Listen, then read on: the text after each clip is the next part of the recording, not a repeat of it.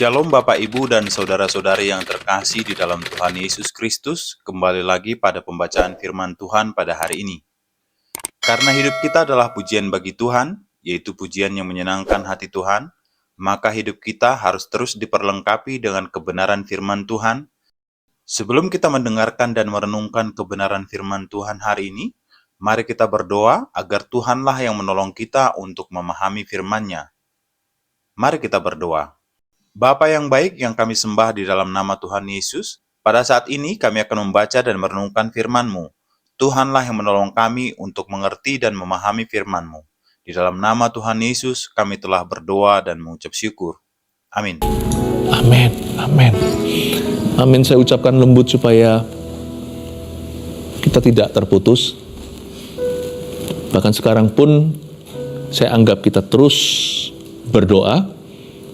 Saya dedikasikan saat teduh bersama pada hari ini live sekarang sebagai kebaktian doa. Jadi tidak perlu Anda bawa catatan, tidak perlu tulis apa-apa. Ya, fokus saja kita mau bersyafaat. Sambil saya ajarkan, jadi hari ini saya hanya pakai ayat-ayat tertentu yang sudah kami persiapkan dan pakai ayat-ayat itu untuk berdoa syafaat. Doa bagi bangsa itu jadi tema. Saya tahu keluarga Saat Teduh Bersama berada di mana-mana dan berlatar belakang berbagai suku bangsa. Bahkan tidak sedikit di antara kita, misalnya bangsa Indonesia yang diaspora sampai ke seluruh dunia. Anda sekarang ada di Rusia, ada di Eropa, ada di Timur Tengah, di mana-mana.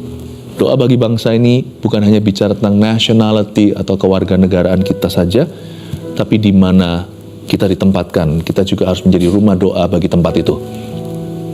Saya ajak kita buka dulu Yeremia pasal 29 ayat 7. Usahakanlah kesejahteraan kota kemana kamu aku buang. Dan berdoalah untuk kota itu kepada Tuhan, sebab kesejahteraannya adalah kesejahteraanmu. Ini adalah perintah Tuhan dan nubuatan lewat Nabi Yeremia kepada orang-orang buangan bangsa Israel waktu itu diasingkan karena kalah perang.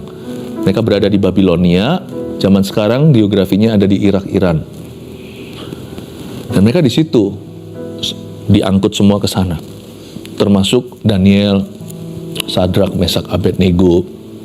Dan ketika mereka ada di sana, Tuhan bilang sama mereka, kamu gak hanya berdoa buat bait suci, bait Allah yang runtuh di Yerusalem, tapi kamu juga harus berdoa, usahakan kesejahteraan kota kemana kamu aku buang.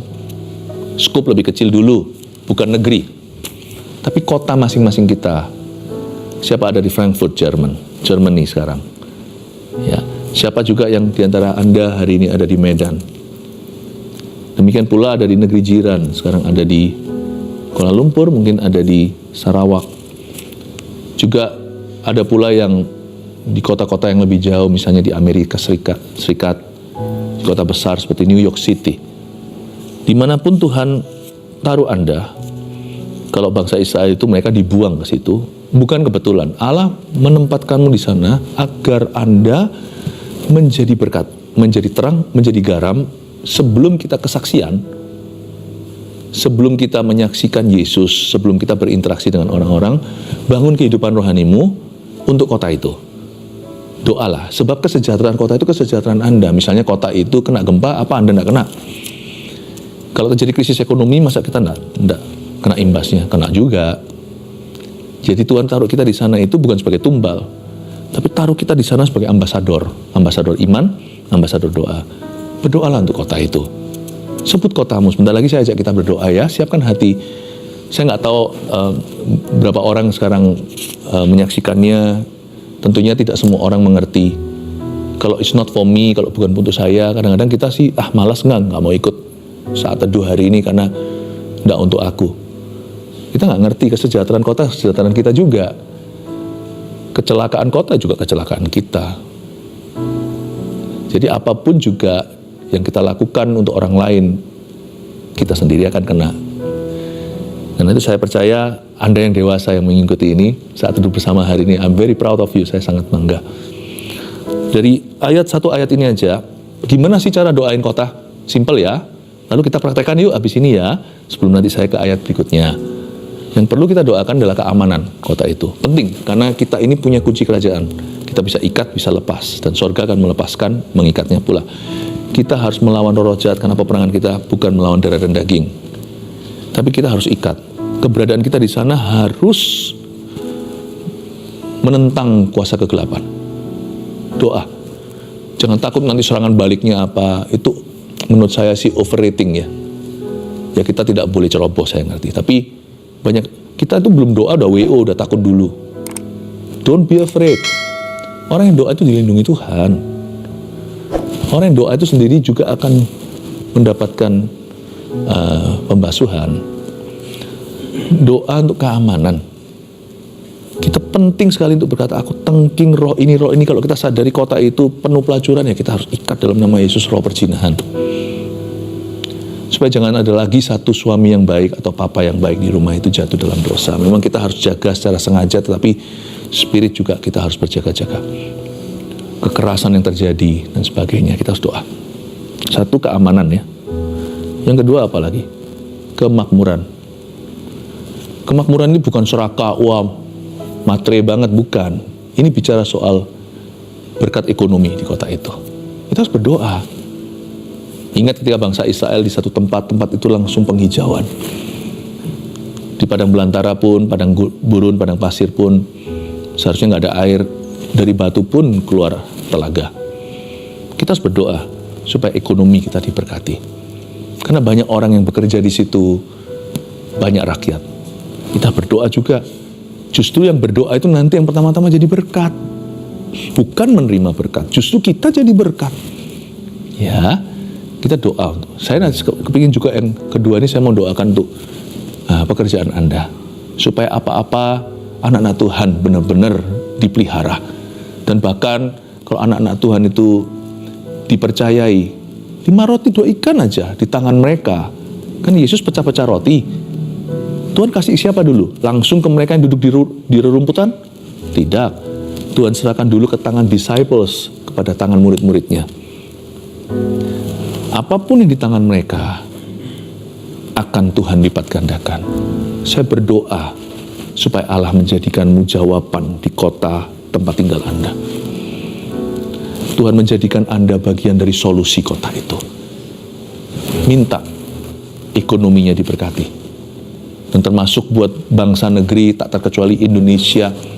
Zaman sekarang ini perang tarif, perang dagang. Jangan takut. Tuhan sertai kita.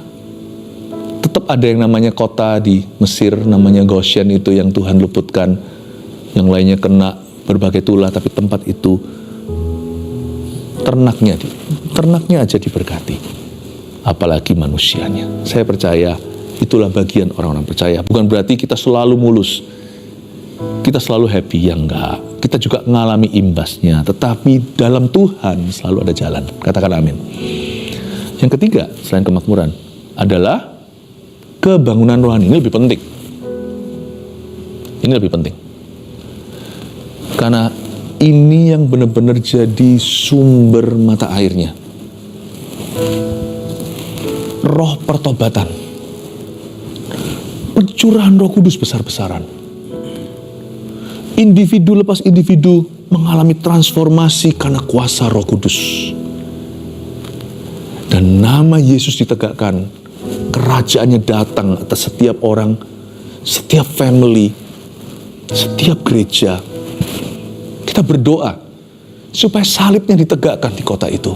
Yang saya maksudkan bukan lambang salib secara fisik, tapi hadirat Allah di kota itu. Kita mesti undang. Ya, siap ya? Tadi kan saya bilang gak usah catatan, gak apa-apa. Sekarang ini kita doa dulu. Nanti kalau mau rerun, dengarkan lagi baru dicatat 1, 2, 3-nya. It's okay. Saya hari ini tidak provide, tidak sediakan poin sederhana seperti biasanya.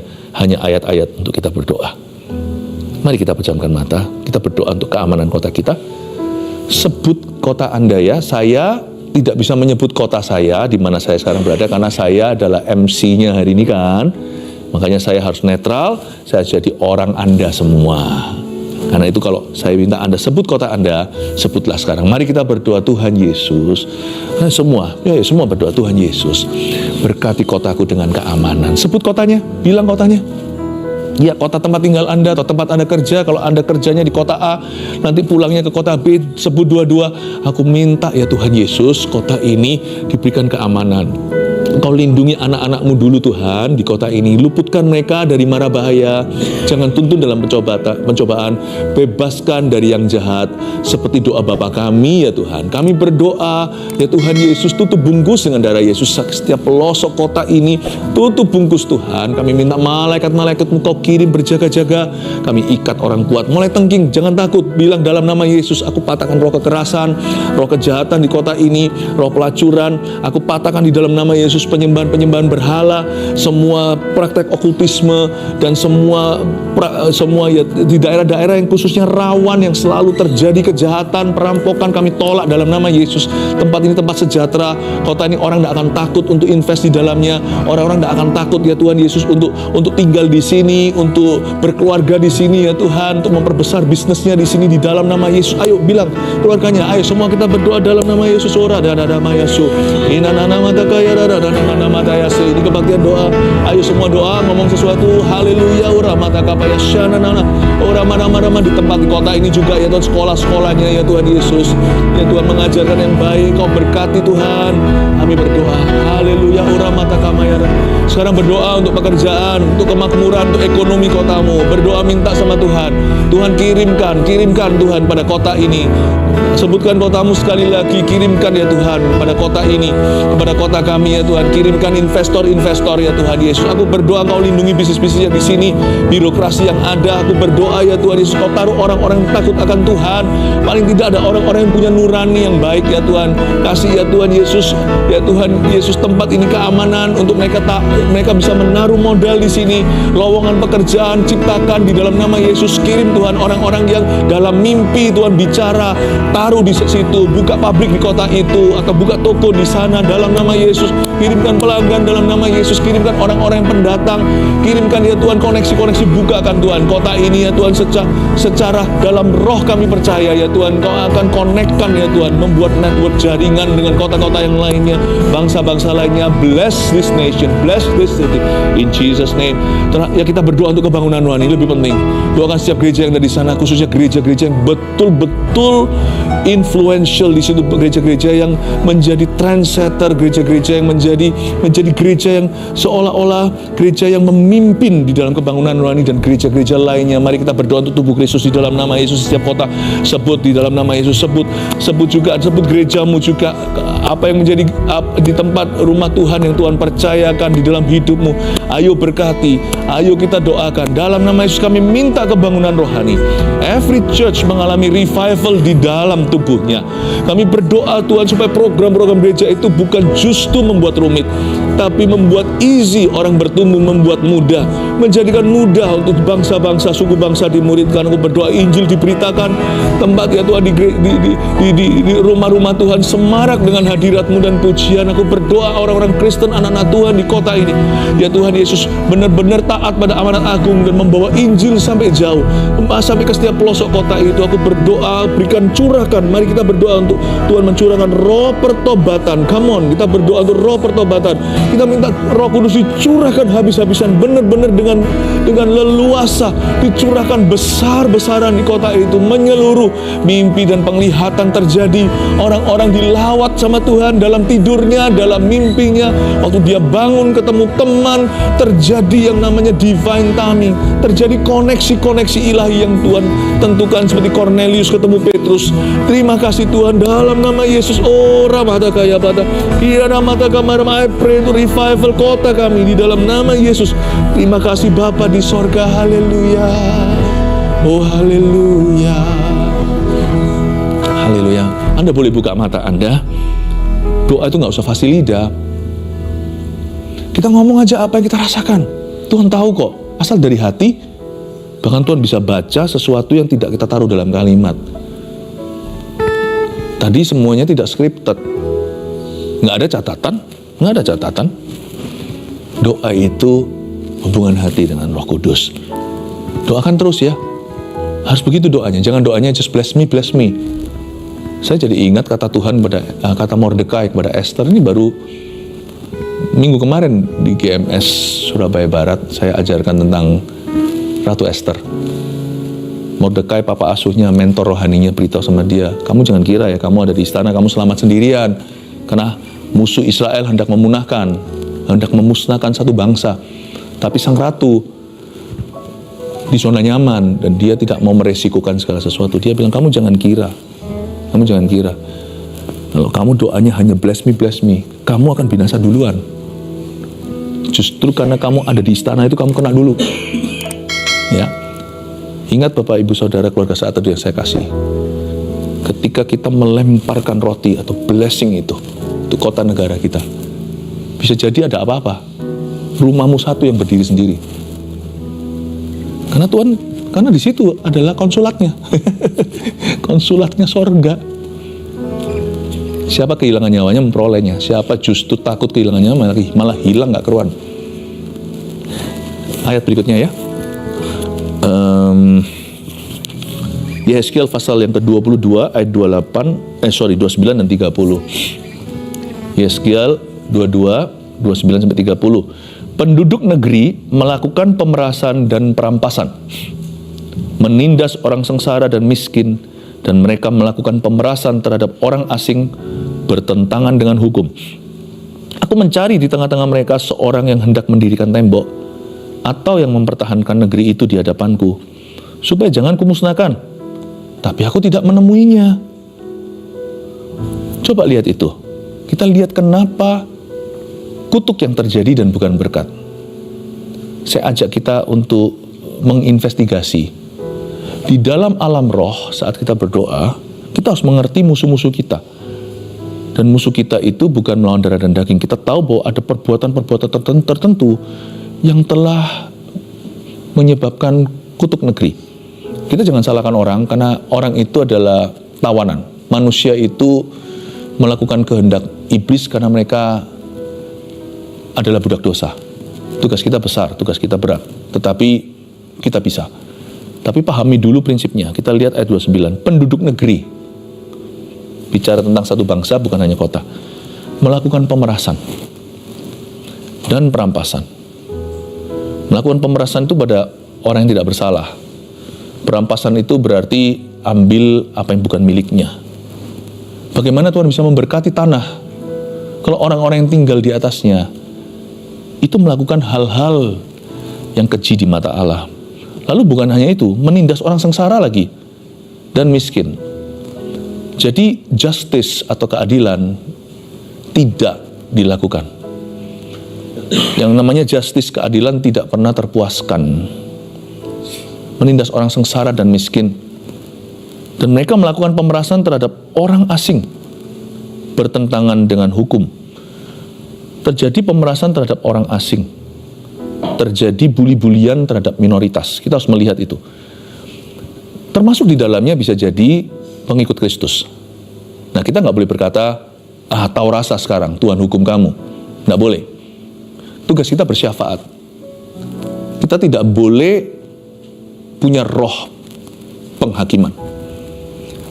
Roh yang kita harus miliki adalah belas kasihan. Karena kesejahteraan kota dan negara adalah kesejahteraan kita. Tapi mari kita lihat dulu teorinya.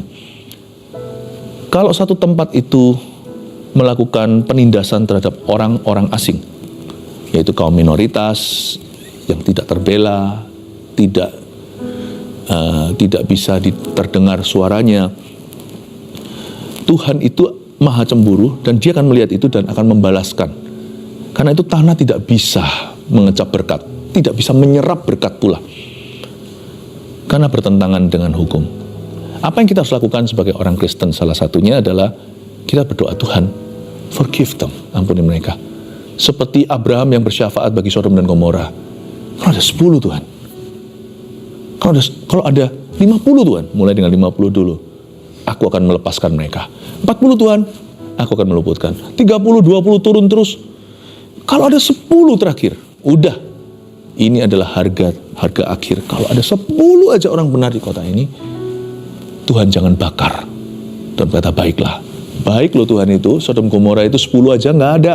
Yang adanya Lot, istrinya, 2 orang putrinya, mendorong menantunya. Ya, calon menantunya tidak mau ikut, tapi anak-anaknya yang ikut sama istrinya jadi tiang garam karena menoleh ke belakang. Anda hitung semua itu, ini pun nggak tentu orang benar nih anak dan menantunya. Hanya 6, tidak ada 10. Tuhan tidak bakar kota itu sebelum keluarkan orang-orang ini. Lot selamat. Coba bayangkan, itu berkat doa syafaat. Doa syafaat siapa? Doa syafaat seorang sahabat Allah namanya Abraham.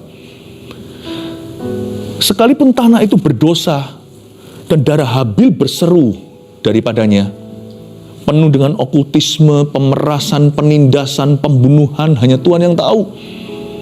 Dan khususnya paling Tuhan benci adalah melihat bagaimana orang-orang lemah justru tidak dibela, tetapi justru dijadikan korban, termasuk minoritas. Tidak heran di berbagai tempat, ya, di berbagai tempat yang menganiaya anak-anak Tuhan, pengikut-pengikut Kristus, tempat itu jadi kering kerontang. Tempat itu jadi susah sekali. Justru anak-anak Tuhan yang dibully harus berdoa. Ampuni mereka, seperti Stefanus. Ketika dia dirajam, dia berdoa dan berkata, ampuni mereka, dan dia melihat Yesus, anak Allah itu, berdiri di sebelah kanan Allah Bapanya. Di saat itulah ada seorang pemuda lain yang merestui kejadian itu, namanya Saulus, bertobat menjadi Rasul Paulus. Doa.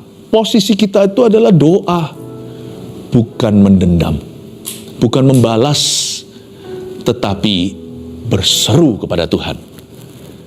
Oleh karena itu di ayat 30, Tuhan berkata dari hatinya, aku mencari di tengah-tengah mereka. Di tengah-tengah siapa? Orang-orang jahat ini. Seorang, Tuhan nggak sebut angka yang fantastis, istimewa. Coba kalau bisa kutemukan satu saja. Coba baca, aku mencari di tengah-tengah mereka seorang yang hendak mendirikan tembok. Ini bukan tembok secara fisik, tapi menara doa. Atau yang mempertahankan negeri itu di hadapanku. Supaya jangan kumusnahkan negeri itu, tapi aku nggak ketemu, aku nggak menemuinya. Ku bawa hidupku sekarang ke tempat kudus-Mu, Tuhan. Di mezbah-Mu ku serahkan seluruh hidupku. Dapatkah Tuhan menemukannya hari ini di setiap kota dan negeri? Penuhi hatiku sekarang dengan urapan yang baru, agar aku lebih lagi mendengar suara-Mu.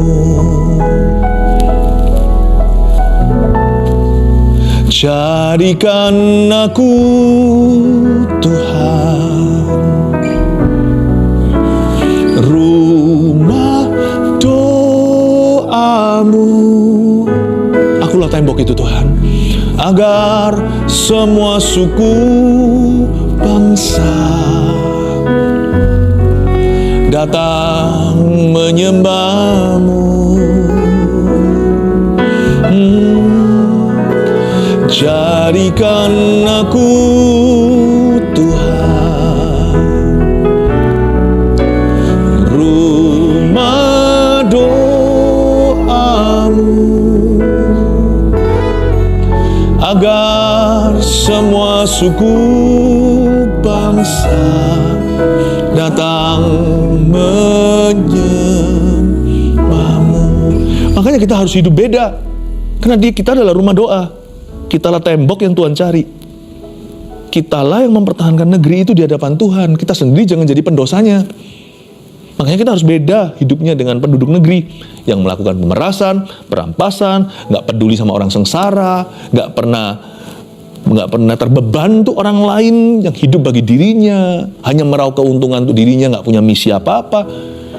Mempedulikan juga kagak sama orang-orang miskin, tidak. Melakukan pemerasan terhadap orang asing.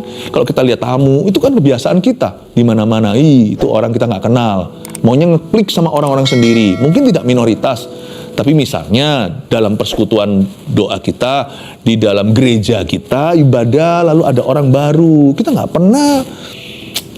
Ya karena mungkin karena kebudayaan kita malu-malu. Tapi apapun alasanmu, kita nggak ulurkan tangan berkata, halo, namanya siapa? Welcome home ya. Boleh saya bantu ini itu. Kita nggak ada lah kebudayaan itu. Pastor Philip itu bukan orang Indo. Bukan sih. Ini bukan soal orang Barat, orang Timur, orangnya Tuhan. Orangnya Tuhan itu selalu mencari orang yang asing. Orang asing nggak tentu warna kulitnya beda. Tapi yang asing di rumah itu. Apalagi kalau kita suka rasa-rasa, gitu. Apalagi kalau kumpul tuh ya. Wah, terus datang satu orang, wah baru pelonco dulu. Aduh, itu biasa. Di sekolah-sekolah juga gitu kan. Saya dulu juga pernah waktu saya kecil. Hanya karena mungkin sedikit beda dengan yang lainnya. Wah, langsung gimana? Wah, pokoknya kalau nggak dikerjain dulu gitu ya, orang baru. Gitu sifatnya. How can God bless that school? Gimana Tuhan bisa berkati sekolah itu? How can God bless your business? Gimana bisa berkati bisnis Anda, berkati gereja Anda, berkati keluarga Anda? Kalau maunya eksklusif sama diri itu, sama orang-orang itu melulu. Gimana sih? Nggak justru kehilangan nanti segala sesuatu. Kita harus hidup beda. Kita temboknya Tuhan, rumah doa. Kita mempertahankan negeri. Itulah sebabnya saya dorong Anda untuk hidup kudus. Karena doa itu bukan sebuah aktivitas saja. Sebelum doa menjadi sebuah kegiatan, berdoa namanya, ada status namanya pendoa. Pendoa itu bukan nama sebuah ministry, pendoa itu panggilan. Bukankah Yesus berkata gitu sama murid-muridnya, khususnya 3 yang paling dekat?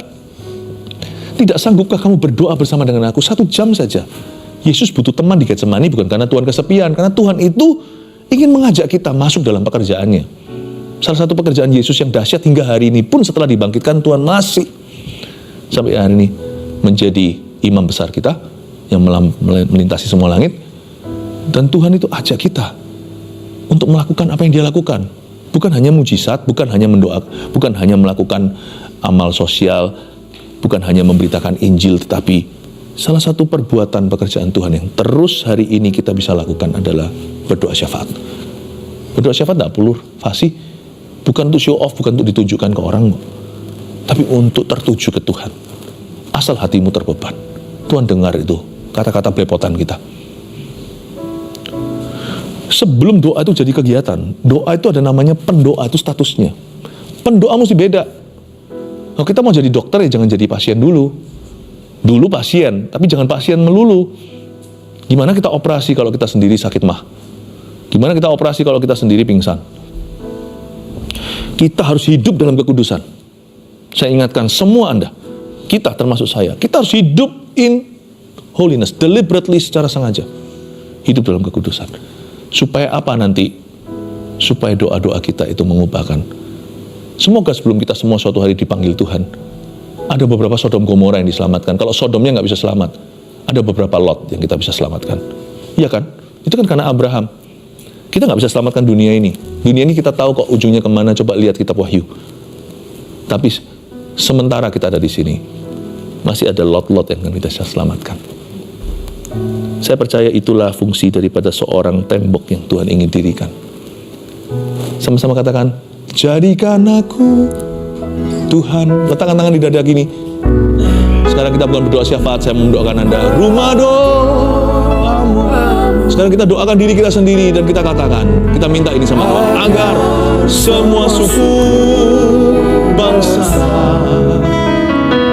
yes, datang menyembahmu. Doakan dirimu sendiri supaya kualifikasi. Jadikan aku Tuhan, jadikan aku Tuhan.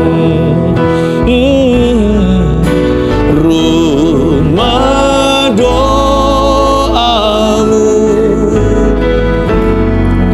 agar semua suku, bangsa datang menyembahmu. ayat terakhir di 2 Tawarik pasal 7, ini famous sekali ayat ini, khususnya ayat 14, tapi saya baca dari ayat 12. Hari itu, zaman dulu ada seorang rumah doa yang bangun rumah, yaitu Bait Allah. Salomo namanya. Kemudian Tuhan menampakkan diri kepada Salomo pada malam hari dan berfirman kepadanya, telah ku dengar doamu dan telah kupilih tempat ini bagiku sebagai rumah persembahan. Saya berdoa supaya rumah Anda dipilih Tuhan, supaya saat teduh pribadimu itu jadi mezbah. Dan saya berdoa juga supaya gereja Anda menjadi rumah doa. Tidak semua orang kepingin ke gereja yang begitu, kalau mencarinya hanya gereja yang membuat nyaman. Tapi gereja yang punya misi, itu dekat di hati Kristus. Saya berdoa setiap gereja yang mendengarkan, kalau gereja yang saya gembalakan, ya itu tanggung jawab saya untuk terus memimpin ke sana. Tapi yang lainnya juga dengarkan saran ini. Bila mana aku menutup langit sehingga tidak ada hujan, dan bila mana aku menyuruh belalang memakan habis hasil bumi, dan bila mana aku melepaskan penyakit sampar di antara umatku. Dan kita baca sama-sama ayat 14, ini famous sekali. 2-3, dan umatku yang atasnya namaku disebut merendahkan diri, berdoa dan mencari wajahku, lalu berbalik dari jalan-jalannya yang jahat, maka aku akan mendengar dari sorga dan mengampuni dosa mereka, serta memulihkan negeri mereka. Kebangunan rohani terjadi. Lo jangan khawatir tentang pekerjaanmu. Berkat itu mengalir. Di mana Tuhan itu berjalan, api menjalar di depannya membakar musuh-musuhnya, gunung pun runtuh dalam hadiratnya. Tuhan kemana pergi? Coba Anda baca Perjanjian Lama, dia jejak kakinya meninggalkan lemak. Paham kata lemak itu apa? Itu bukan kolesterolan. Lemak itu artinya berkat itu mengalir. Kemanapun di Yeskiel juga, air itu, sungai itu mengalir. Ikannya besar-besar, tumbuhannya hijau-hijau, nggak layu, daunnya berbuah pada musimnya. Dan apapun juga yang dialirinya, dilewatinya, sembuh. Ekonomimu sembuh. Pekerjaan, lowongan banyak nanti, bener. Dan manpowernya, sumber daya manusianya hebat-hebat. Terjadi kebangunan rohani. Aku memulihkan negeri. Kata memulihkan itu bukan hanya memulihkan satu hal doang. Tuhan berkata, aku akan melakukan pekerjaan yang begitu dahsyat dan akan melengkapi sampai mencakup semua yang kau butuhkan dan tidak sempat kau doakan. Aku sediakan apa yang matamu belum lihat, telingamu belum dengar. Tapi kalau ada yang berdoa, merendahkan diri, mencari wajahku, meninggalkan dari jalannya yang salah, nanti kebangunan rohani akan menular terhadap orang-orang yang salah. Mereka pun akan meninggalkan jalan yang salah. Will you be the first one? Apakah Anda menjadi orang pertama? Generasi terdahulu yang melepaskan diri dari jalan yang jahat itu dan mengambil tanggung jawab untuk berdoa. Saya ajak kita untuk menutup Alkitab kita. Mari kita terus menghampiri tahta. Saya percaya Tuhan hendak memberkati setiap pendoa-pendoanya. Tapi lupakan berkat terhadap dirimu sendiri. Mari kita berdoa buat negeri kita, berdoa untuk semua gonjang-ganjing dunia ini. Kita berdoa supaya Tuhan menunjukkan kemuliaan-Nya, khususnya melalui hidup anak-anak-Nya.